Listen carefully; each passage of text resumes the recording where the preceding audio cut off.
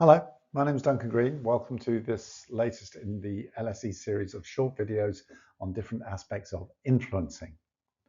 The aim of this video is to talk through one of the tools we find most useful with our students and the other people we work with, which is John Gaventa's PowerCube. John Gaventa is an academic at the Institute of Development Studies at the University of Sussex, and he, with Jethro Petit and a number of other partners, have developed a particular tool which we think is quite comprehensive and quite useful.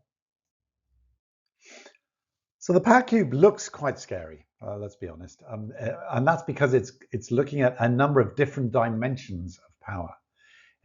In its language, it looks at the levels, the spaces, and the forms of power. So let's talk you through these different axes, if you like. So the levels is quite straightforward. It's geographical levels? Is it global, national, local? Forms is it invisible power, that the social norms, the sense of what is natural and normal and acceptable?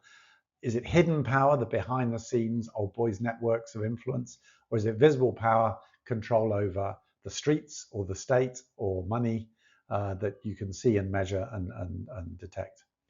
Then the spaces of power is perhaps the more subtle and innovative part of the cube. There are closed spaces where no one's allowed in except the people who are in power. There are provided or invited spaces where people are pulled in for a consultation or you invite someone in to talk. And then there are claimed or created spaces where, say, protest movements force the decision makers to give them some, to involve them. And those are spaces which are created and maybe the object of, for example, outsider campaigning, such as media work or protest. So let's go through those in a bit more detail. On the levels, you have the global level, and that is international organizations like the United Nations, the UN, the World Bank, but it's also multinational companies who work in numerous countries at the same time, and transnational solidarity groups, international NGOs, and regional organizations. Increasingly, power lies with regional organizations rather than global ones.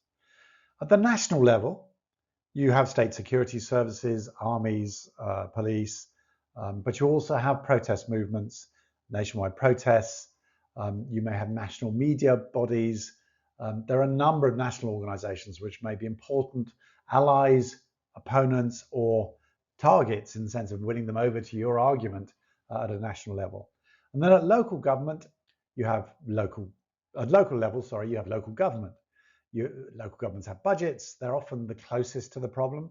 They may be the key target that you want to influence, but you also have local activists and you have local media. Often in many countries, local radio and local social media are the main way people get their information about what is going on. So that would be the target for thinking about local level campaigning.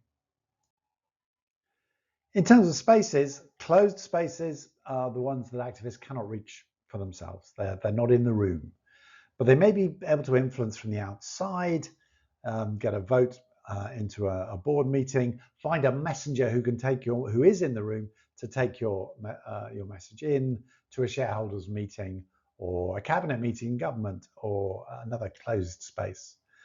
Invited to those places where you are asked to participate.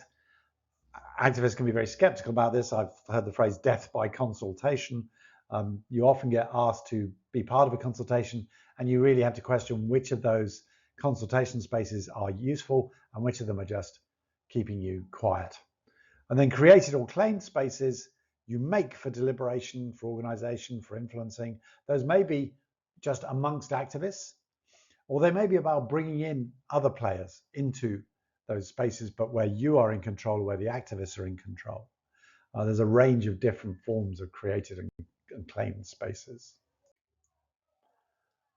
And then in terms of forms, that axis in the PowerCube, there is visible power, which is the enforcement of laws, the control of violence or control of resources like land or money. There is hidden, which is the closed space, the corridors of power, secret societies, elite bargains. And then there is invisible, the world of social and moral norms and who determines them and how they may change. What our students tend to do, because it's a lot easier, is to explode that 3 dimensions into a straightforward 2-dimensional array.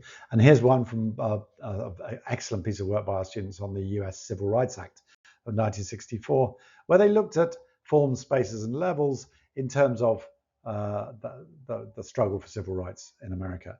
I won't go through it all, but you can see that they found something in every single box to illustrate the use of the PowerCube in terms of a comprehensive understanding of what was going on in a change process.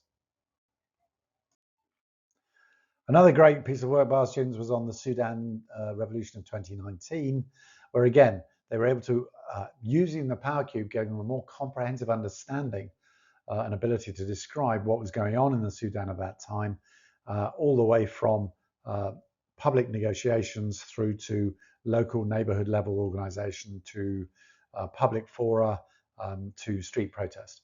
So it gives you a way of not forgetting things, not missing things, making sure that you're being comprehensive and asking the right questions.